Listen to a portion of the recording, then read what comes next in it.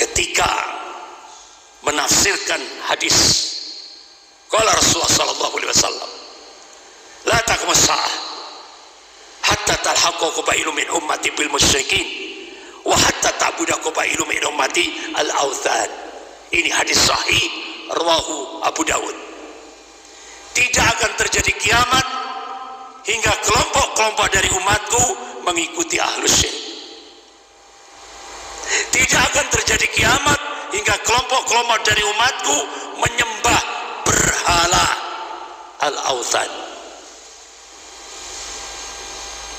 Syekh Asy-Syinkiti rahimahullah, syekhnya para masyayikh, jadi ulamanya para ulama.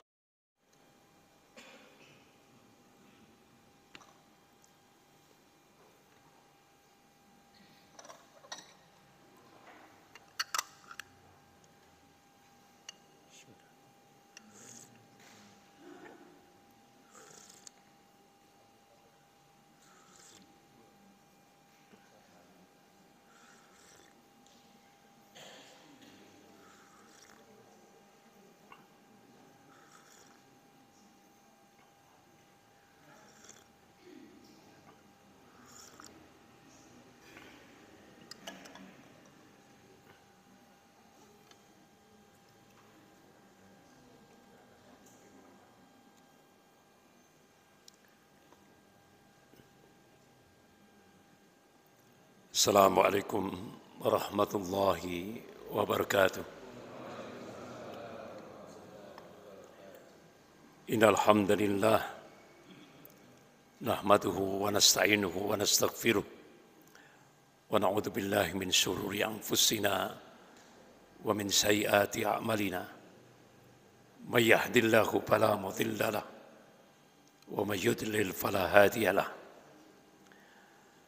أشهد أن لا إله إلا الله وحده لا شريك له وأشهد أن محمدًا عبده ورسوله يا أيها الذين آمنوا اتقوا الله حق تقاته ولا تموتن إلا وأنتم مسلمون يا أيها الناس اتقوا ربكم الذي خلقكم من نفس واحدة وخلق منها زوجها وبث منهما رجالا كثيرا ونساء واتقوا الله الذي تسألون به والأرحام إن الله كان عليكم رقيبا يا أيها الذين آمنوا اتقوا الله وقولوا قولا سديدا يصلح لكم أعمالكم ويغفر لكم ذنوبكم ومن يطع الله ورسوله فقد فاز فوزا عظيما أما بعد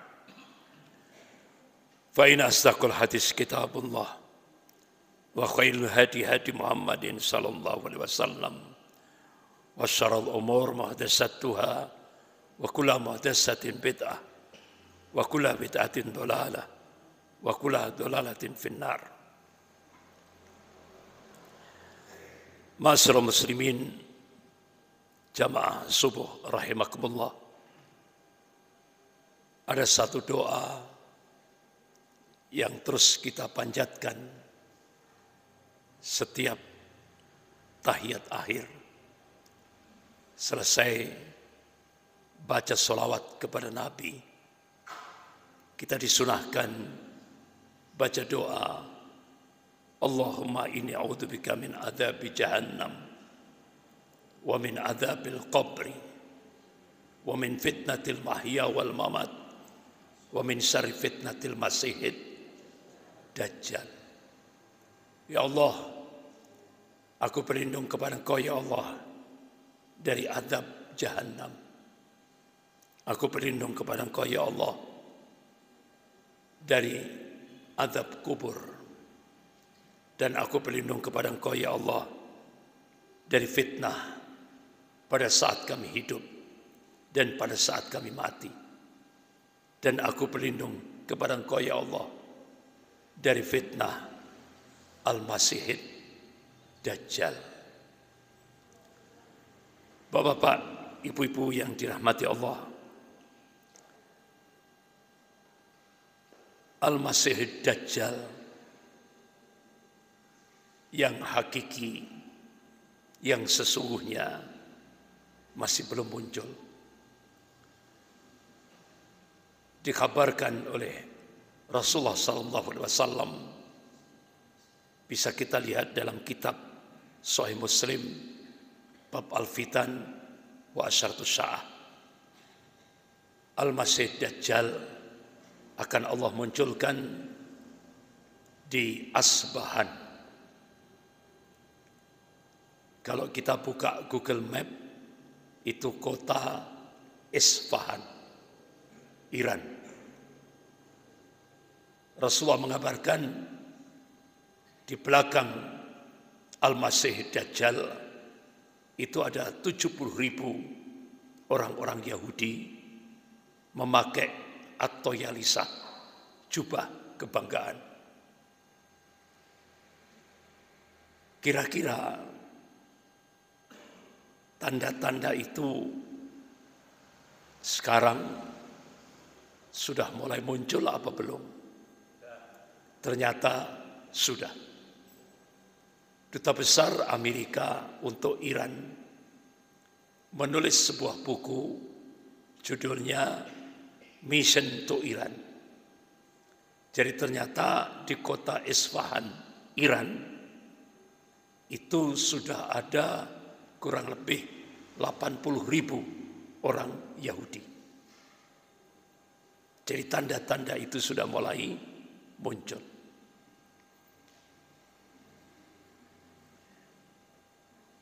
Dajjal, Al-Masih Dajjal, digambarkan oleh Rasulullah, dia seperti seorang pemuda, rambutnya kerinting, dua matanya yang satu buta, yang satu seperti anggur hitam, agak menjorok ke depan. Apa dalam bahasa Jawa? Mendolo. Dua kakinya bengkok. Al-Masih Dajjal, kata Rasulullah, tingkat kerusakannya dahsyat sekali. Dan benar-benar mereka ini, dia ini menipu. Yang disuguhkan air hakikatnya api, yang disuguhkan api hakikatnya air. Bahkan Rasulullah mengabarkan Al-Masih Dajjal ini diberi kesempatan oleh Allah untuk mematikan dan menghidupkan orang. Kalau ada satu kawasan yang dihadapkan oleh kekeringan, dia bisa menurunkan hujan. Jadi inilah tipuan Al-Masih Dajjal. Seluruh dunia akan dimasuki oleh Al-Masih Dajjal, termasuk Mojokerto, kecuali Mekah dan Madinah, dijaga oleh para malaikat. Dan benar-benar Dajjal ini tanda-tandanya sudah mulai muncul. Wujudnya masih belum muncul, tapi sistem Dajjal sudah mulai merambah di seluruh dunia, termasuk di Indonesia. Bahkan Dajjal yang jargon yang dimunculkan Novus Ordo Sclerorum. Kalau bahasa Inggrisnya The New World Order, tatanan dunia baru. Kalau bahasa kita sistem Dajjal. Di Indonesia, organisasi pertama kali yang memunculkan atau bercita-cita untuk mewujudkan Novus Ordo Sclerorum itu adalah organisasi Budi Utomo yang didirikan tanggal 20 Mei 1908 Masehi. Ya. Itu organisasi Budi Utomo. Pengurusnya rata-rata pegawai penjajah Belanda, ambtenaar, digaji oleh penjajah Belanda. Bahkan kalau dilihat dari organisasi Budi Utomo, itu sifatnya, organisasi Budi Utomo itu sangat anti-Islam dan sangat anti-Arab. Oleh karena itu, lewat buletinnya, ya, buletin organisasi Budi Utomo, yaitu Jawi Hisworo, tanggal 11 Januari 1918, isinya menghina Rasulullah Sallallahu Alaihi Wasallam. Rasulullah ditulis di dalam buletin,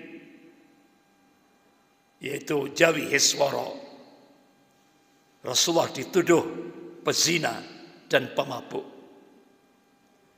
Jadi di Indonesia ini organisasi yang pertama kali melecehkan, menghina Rasulullah Sallallahu Alaihi Wasallam adalah organisasi Budi Utomo. Lewat buletin Jawi Hisworo tanggal 11 Januari 1918. Kenapa organisasi Budi Utomo didirikan? Karena 3 tokoh ulama Islam. Yang pertama Haji Saman Hudi, yang kedua Haji Umar Said Cokro Aminoto, yang ketiga Kiai Haji Agus Salim, mendirikan organisasi politik Islam, Serikat Islam, yang ditambah dengan SDI, Serikat Dagang Islam. Dari organisasi Serikat Dagang Islam ini memperjuangkan Islam dan memperjuangkan Indonesia sampai merdeka menghadapi penjajah Belanda. Sementara Budi Utomo sangat kooperatif terhadap penjajah karena pengurusnya itu adalah pegawai penjajah Belanda, ambtenaar. Tapi anehnya yang diperingati oleh umat Islam seluruh Indonesia adalah organisasi yang menghina dan melecehkan Rasulullah SAW. Tiap tanggal 20 Mei. Padahal kita diingatkan oleh Rasulullah. Qala Rasulullah sallallahu alaihi wasallam, la yu'minu ahadukum hatta akuna ahabba ilaihi min walidihi wa waladihi wan nasi ajma'in. Rawahu Bukhari wa Muslim. Belum sempurna iman seseorang di antara kalian hingga aku, kata Rasulullah, lebih dicintainya daripada orang tuanya, anak-anaknya, wan nasi ajma'in, dan manusia seluruhnya.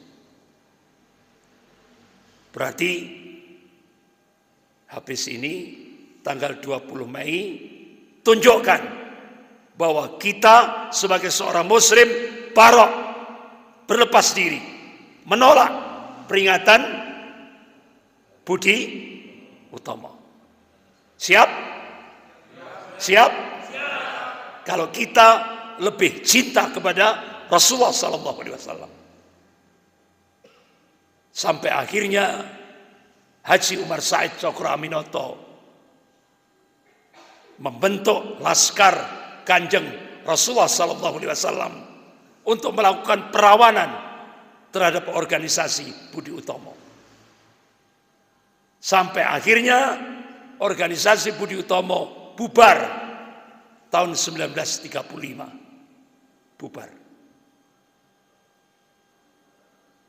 Sementara Serikat Islam masih eksis sampai Indonesia merdeka. Dengan anggota jutaan kaum muslimin seluruh Indonesia. Jadi sebenarnya yang diperingati itu Serikat Islam, bukan Budi Utomo. Itu jahatnya kalangan nasionalis sekuler di Indonesia ini. Digelapkan sejarah ini. Penggelapan sejarah. Bahkan sekarang saja Cut Nyak Din itu kan mulai dari dulu pakai jilbab. Ya kan? Sekarang buku sejarah sekarang buka aurat. Ini penghinaan orang-orang nasionalis sekuler di Indonesia ini terhadap sejarah perjuangan kaum muslimin. Jadi sekarang ini sejarah bergantung siapa yang berkuasa. Padahal penulisan sejarah harus apa adanya. Hitam ditulis hitam, putih ditulis putih. Tapi sekarang coba. Sekarang buku sejarah yang dibaca anak-anak kita, cucu-cucu kita, sudah tidak ada lagi kata-kata PKI. Sudah tidak ada. Karena sejarah ternyata bergantung siapa yang berkuasa. Kata-kata PKI sudah tidak ada lagi. Ini. Bahkan kader Gerwani Sinta Miranda di Taman Mini Indonesia Indah memberikan statement di depan masyarakat Jakarta. Kalau kami berkuasa kembali, yang pertama kali kami hancurkan adalah monumen Lubang Buaya. Nah, kira-kira pernyataan Sinta Miranda ini ditangkap enggak oleh Mabes Polri? Saya tanya, Sinta Miranda ini ditangkap enggak oleh Mabes Polri?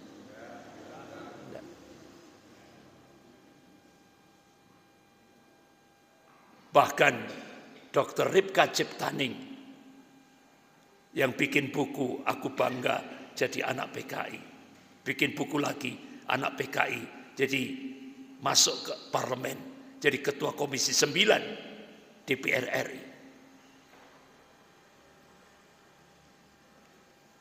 Di stasiun televisi La TV dia mengatakan 15 juta kader komunis di Indonesia siap bangkit. Kami sekarang sudah berkuasa. Pernahkah ditangkap oleh Mabes Polri? Saya tanya, yang ditangkap siapa? Ustadz. Yang PKI berkibar. Yang ditangkap Ustadz sekarang ini. Jadi kita harus ikra, baca realitas kehidupan. Bahkan saya mencoba untuk tabayun ke Komisi 7 DPR RI, Pak Ridwan Hisam. Saya tanya, Pak Ridwan, saya dapat info kader-kader komunis di DPR RI itu jumlahnya sudah 200 lebih. Sementara politisi Islam cuma 179. Benar enggak? Apa jawaban beliau? Benar, Ustaz. Jadi mereka, kader-kader komunis, sudah menguasai parlemen. Target 2019 berhasil.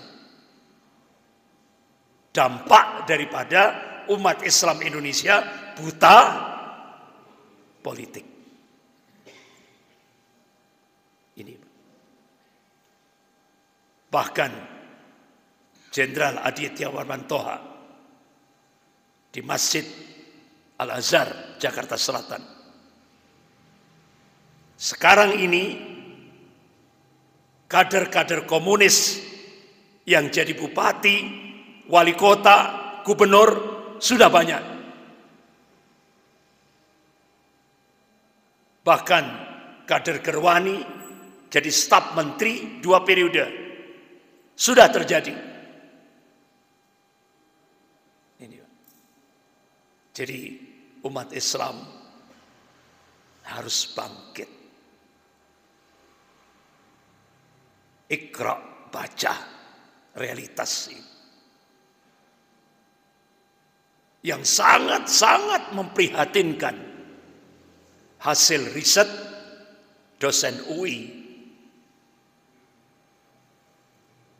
Apa hasilnya? Sekarang mayoritas pejabat-pejabat di Indonesia siap menerima ideologi komunis gaya baru dengan syarat jabatan tidak dirubah. Astagfirullah. Sudah tidak ada lagi nyali perjuangan. Miris, Pak. Sudah tidak ada lagi nyali perjuangan. Padahal benteng terakhir NKRI adalah umat Islam. Oleh karena itu, bapak-bapak, ibu-ibu yang dirahmati Allah, kita harus melihat realitas kehidupan ini. Umat Islam harus bangun dari tidurnya. 3 hambatan Cina sudah dijebol. Untuk menguasai Indonesia sudah jebol semuanya. Hambatan pertama lewat RUU HIP berhasil. Sudah masuk prolegnas. Hambatan kedua lewat Undang-Undang Omnibus Law berhasil. Hambatan ketiga, adu domba dengan biaya 20 triliun ini sedang berjalan. Jadi kita harus siap menghadapi. Jadi Indonesia sekarang sedang ada apa-apa. Jangan dianggap Indonesia tidak sedang apa, tidak ada apa-apa. Tapi sedang ada apa-apa. Ini. Nah sekarang kembali lagi kepada fitnah sistem Dajjal.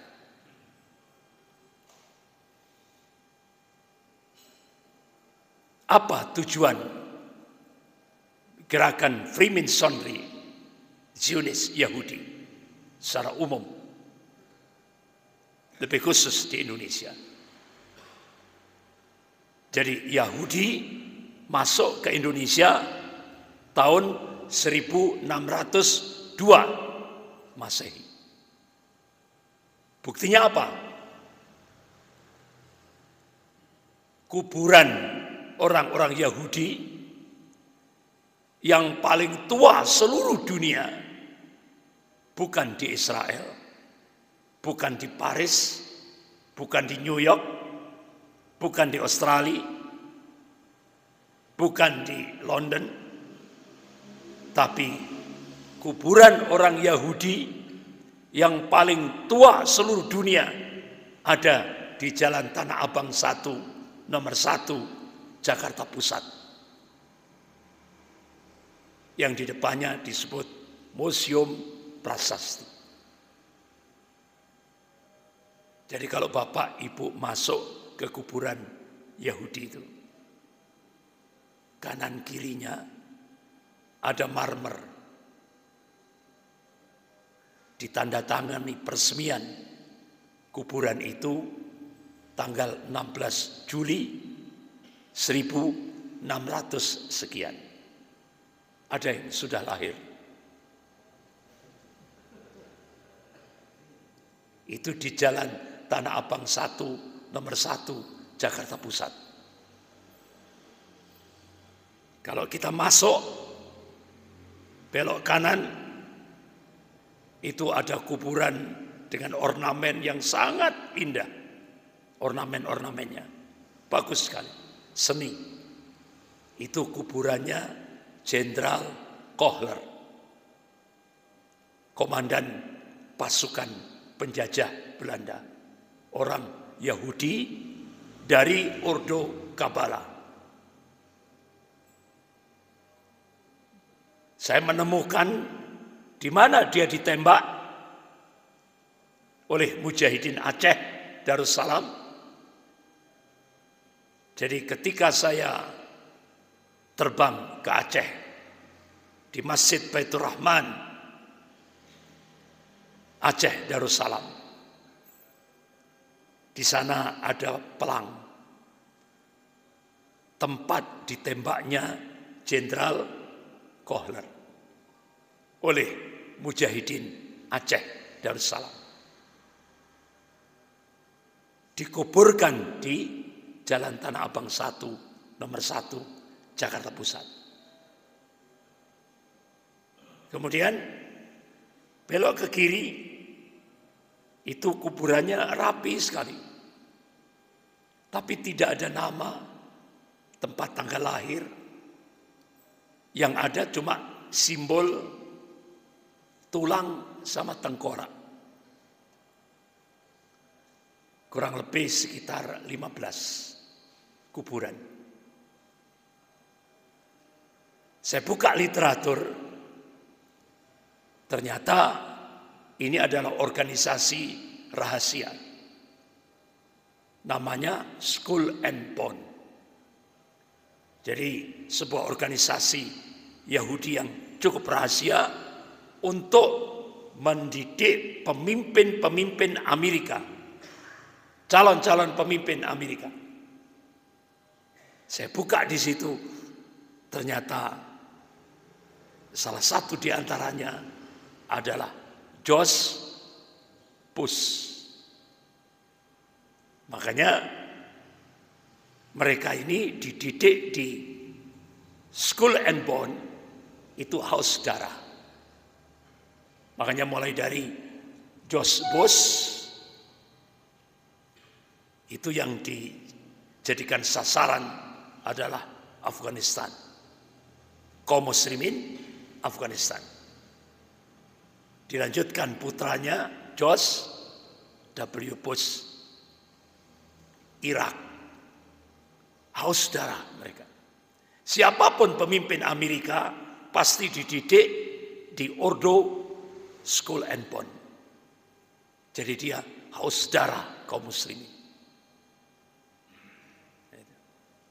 Bapak-bapak, ibu-ibu yang dirahmati Allah. Jadi Yahudi masuk di Indonesia sejak tahun 1602 Masehi. Yahudi menguasai semua lini kehidupan di Indonesia. Semua sumber daya alam Indonesia dikuasai oleh Yahudi. Sampai Bojonegoro ada blok Cepu. Siapa yang menguasai? Exxon Mobil, Yahudi, Amerika.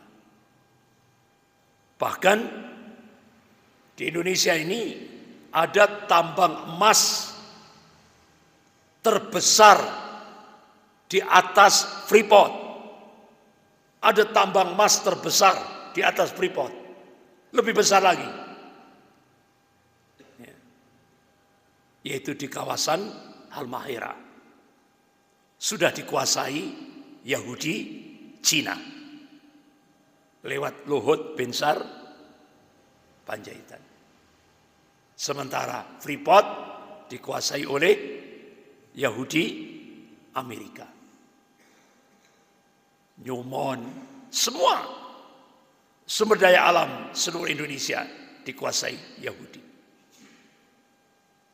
Bahkan bapak-bapak, ibu-ibu yang dirahmati Allah, semua yang menguasai lini kehidupan di Indonesia Yahudi. Jadi yang ada ini cuma proksi. Proksi itu apa? Boneka. Jadi yang ada di permukaan ini boneka, proksi. Makanya Dr. Mahathir Muhammad ketika ada pertemuan organisasi Islam internasional di Malaysia, beliau pidato, the Jews rule this world by proxy. Jadi Yahudi untuk menguasai dunia ini lewat proksi, boneka. Bonekanya Yahudi, kalau dulu Uni Soviet dan Amerika. Sekarang Amerika dan Cina. Tangan kanannya yaitu kapitalisme Amerika, tangan kirinya komunis Cina. Itu sekarang proksi Yahudi. Siapa yang sekarang berperan? Ada dua tokoh, Henry Kissinger dan George Soros. Kalau dulu Rockefeller sama Rothschild itu. Nah sekarang yang menguasai Yahudi Amerika, Yahudi Cina adalah Henry Kissinger dan George Soros. Itu. Nah sekarang bagaimana gerakan Freemasonry Zionis Yahudi di Indonesia? Yang pertama, menghapus semua agama. Ini tujuan gerakan Yahudi di Indonesia. Menghapus semua agama. Bagaimana caranya? Diciptakan agama baru. Oleh siapa? Dr. Abraham Geiger. Namanya, ini tokoh yang paling militan, Dr. Abraham Geiger. Dia ciptakan agama baru, pluralisme. Kemudian diadopsi oleh tokoh intelektual Amerika, Prof. John Hick. Kemudian diadopsi ke Indonesia sejak tahun 70-an oleh 4 tokoh. Prof. Nurcholish Madjid, Gus Dur, Dr. Johan Effendi, dan Ahmad Wahid. 3 sudah meninggal, yang 1 masih hidup. Dr. Johan Effendi. Dia ini penggerak Islam Ahmadiyah. Ya. Jadi disosialisasikan oleh 4 tokoh ini. Sejak tahun 70. Bagaimana strateginya? Umat Islam digiring kepada kesatuan sosial. Akhirnya diadakanlah pertemuan lintas agama. Akhirnya diterima oleh tokoh-tokoh Islam. Loh, kok baik ya? Baik. Diterima. Akhirnya umat Islam digiring lagi kepada kesatuan ritual. Sehingga akhirnya di beberapa kota-kota di seluruh Indonesia diadakan doa bersama antar umat beragama. Tujuannya apa? Untuk menghapus akidah umat Islam, yaitu konsep lakum dinukum waliyadin. Padahal Allah Subhanahu wa taala sudah mengingatkan kepada hamba-hambanya yang aman wa taqwa. Sebagaimana dalam surah Al-Maidah ayat 82. A'udzu billahi minasyaitonir rajim. La tajidanna asyadan nas adawatan lil ladzina amanu yahuda wal ladzina asyraku. Sungguh kata Allah, kalian akan menyaksikan orang-orang yang paling keras permusuhannya terhadap hamba-hamba Allah yang mukmin, kata Allah, al-Yahud, Yahudi, dan orang-orang musyrik. Ya kan? Ini peringatan dari Allah. Bahkan Allah tegaskan lagi dalam surah Al-Baqarah ayat 120. A'udzu billahi minasyaitonir rajim. Walan tardu ankal yahudu wala nasara hatta tattabi'a millatahum. Selamanya, karena di dalamnya ada huruf lam, selamanya orang-orang Yahudi dan Nasrani tidak akan pernah rela, tidak akan pernah ridho, tidak akan pernah senang kepada umat Islam sampai umat Islam masuk ke dalam milah mereka, agama mereka. Allah tegaskan lagi dalam surah Al-Baqarah ayat 217. A'udzu billahi minasyaitonir rajim. Wala yazaluna yuqatilunakum hatta yaruddukum an dinikum in istata'u. Mereka orang-orang Yahudi dan Nasrani tidak akan pernah berhenti yuqatilunakum. Apa terjemahan yuqatilunakum? Memerangi umat Islam. Selamanya kata Allah, orang-orang Yahudi dan Nasrani tidak pernah berhenti memerangi umat Islam sampai umat Islam murtad dari agamanya seandainya mereka sanggup.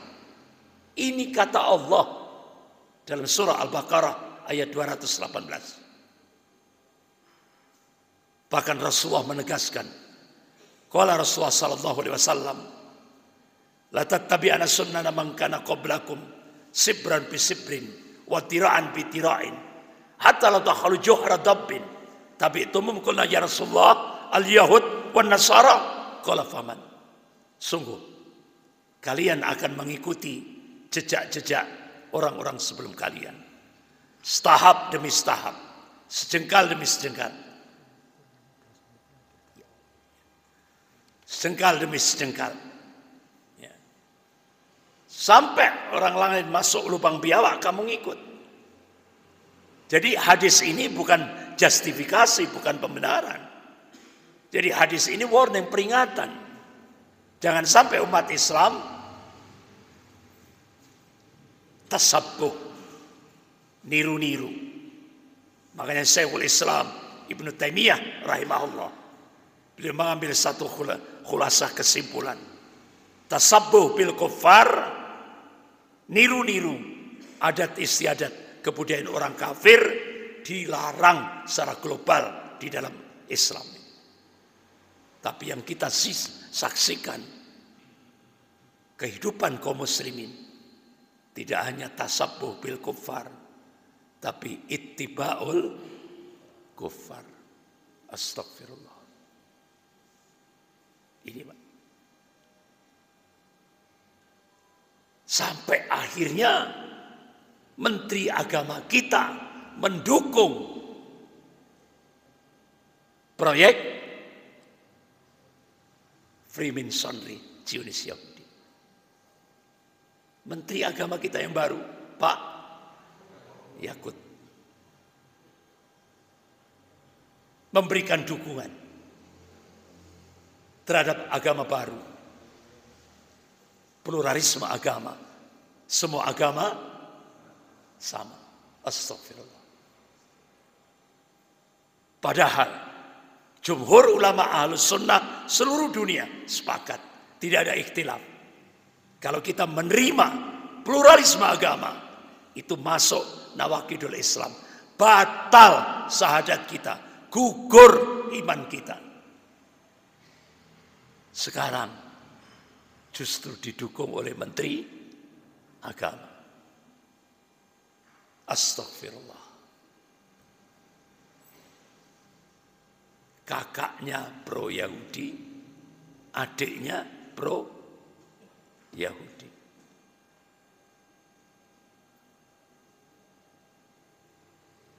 Yang kedua, gerakan Freemasonry Zionis Yahudi di Indonesia, dia menghapus sistem keluarga. Usratul Islamiyah, keluarga muslim. Bagaimana strateginya? Digerakkan feminisme. Agar muslimah banyak keluar dari rumah. Sementara Allah menyuruh waqarna fi buyutikuna. Kaum wanita harus banyak di rumah. Sementara Yahudi menginginkan dengan feminisme agar kaum wanita banyak di luar rumah. Belum selesai feminisme, dimunculkan lagi oleh Yahudi di Indonesia kesetaraan gender. Jadi dalam keluarga muslim harus ada dua pemimpin. Kalau Al-Quran menyuruh ar-rijalu qawwamuna 'alan nisa, laki-laki menjadi pemimpin kaum wanita. Kalau Yahudi, laki-laki, perempuan harus jadi pemimpin. Kesetaraan gender. Apa kesetaraan gender itu? Bahasa mudanya itu. Jadi kalau suaminya pulang dari kerja, sudah letih, ya, sudah capek, Bu, gawe no kopi. Apa jawabannya? Gawe dewe. Karena apa? Musim kesetaraan gender. Belum selesai kesetaraan gender, Yahudi bikin lagi program LGBT. Indonesia dipasok tahap pertama 500 juta US dollar. Finishing 800 juta US dollar. Sehingga 5 fraksi DPR RI mensahkan undang-undang LGBT. Jadi sekarang di Indonesia laki nikah dengan laki sah menurut negara. Perempuan nikah dengan perempuan sah menurut negara. Bahkan sekarang LGBT sudah merambah di kalangan TNI Polri. Rusak sudah. Ngeri kita. Ini program Yahudi. Kemudian yang ketiga, memporak-porandakan sistem politik dunia dengan sistem demokrasi liberal. Jargonnya dari rakyat, oleh rakyat, untuk rakyat. Kenyataannya dari uang, oleh uang, untuk uang. Rusak. Sekarang mau jadi wakil bupati minim 3M. Ya kan? Minim 3 miliar. Untuk riswah, sogok. Rusak, dirusak lewat demokrasi liberal. Sehingga beberapa Laksamana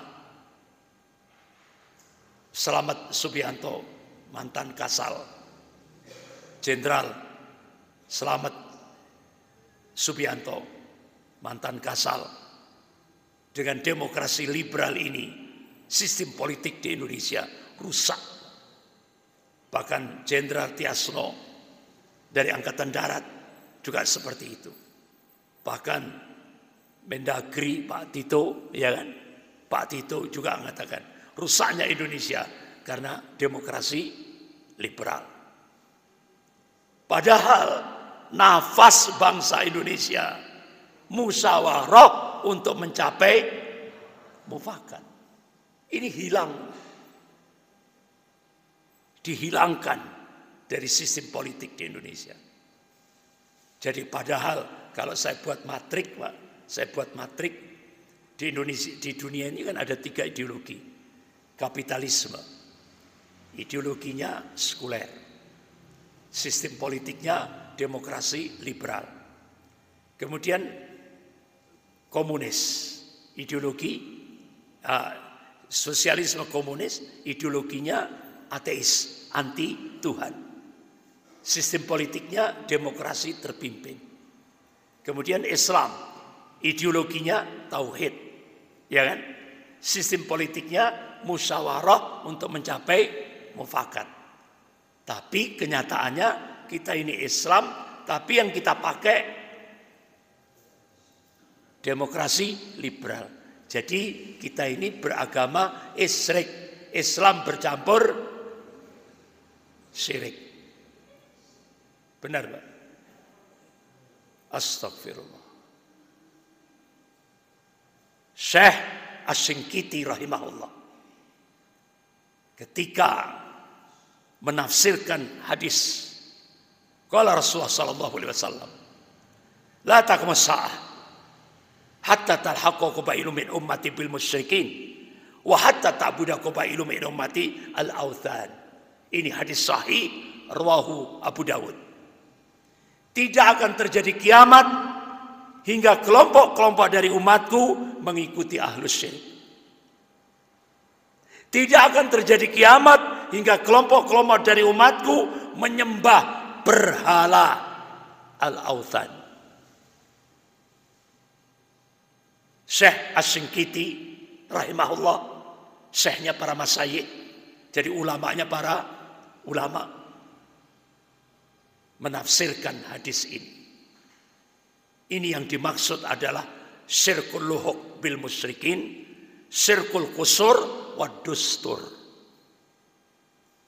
Beliau mengeluarkan fatwa syirik dalam aspek ibadah dan syirik dalam aspek aturan, kedua-duanya musyrik. Berarti Pak, kita masih isyrik. Islam bercampur syirik. Kalau masuk wilayah akidah. Tapi kalau masuk wilayah siasa, lain lagi. Tidak dijadikan sebagai qoyah, tapi dijadikan sebagai wasilah untuk merubah sistem. Dan itu dilakukan oleh Presiden Thayyip Erdogan. Dan alhamdulillah berhasil. Kemudian yang kedua, contoh yang kedua, yaitu ittiba kepada Rasul, yaitu pakai dakwah dan jihad. Apa? Mujahidin, Taliban. Jadi sekarang dua ini menjadi percontohan dunia, yaitu Thayyip Erdogan dan Mujahidin Taliban. Kalau Thayyip Erdogan mencoba untuk menjadikan sistem itu sebagai wasilah sarana untuk akhirnya dirubah menjadi nilai-nilai Islam, dan alhamdulillah berhasil. Sementara Mujahidin Taliban yaitu menggerakkan dakwah dan jihad sebagaimana Rasulullah menegakkan ad-dinul haq ini. Bapak-bapak, ibu-ibu yang dirahmati Allah, tadi saya sudah diingatkan waktunya terbatas. Jadi cukup 3 dulu aja, ya, 3 dulu, dan insya Allah nanti di Al-Basit saya akan lebih banyak mengupas tentang hakikat Syiah Rafidhah, akidah, harokah, dan fikrahnya. Lebih banyak kita fokus untuk membongkar Syiah Rafidhah. Karena apa? Syiah ini di Indonesia sudah benar-benar sudah berada di atas angin dan mereka sudah masuk pemerintahan.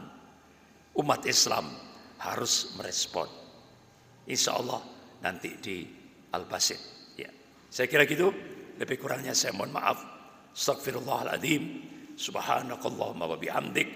Asyhadu an la ilaha illa anta astaghfiruka wa atubu ilaik. Wabillahi taufiq wal hidayah. Wassalamualaikum warahmatullahi wabarakatuh.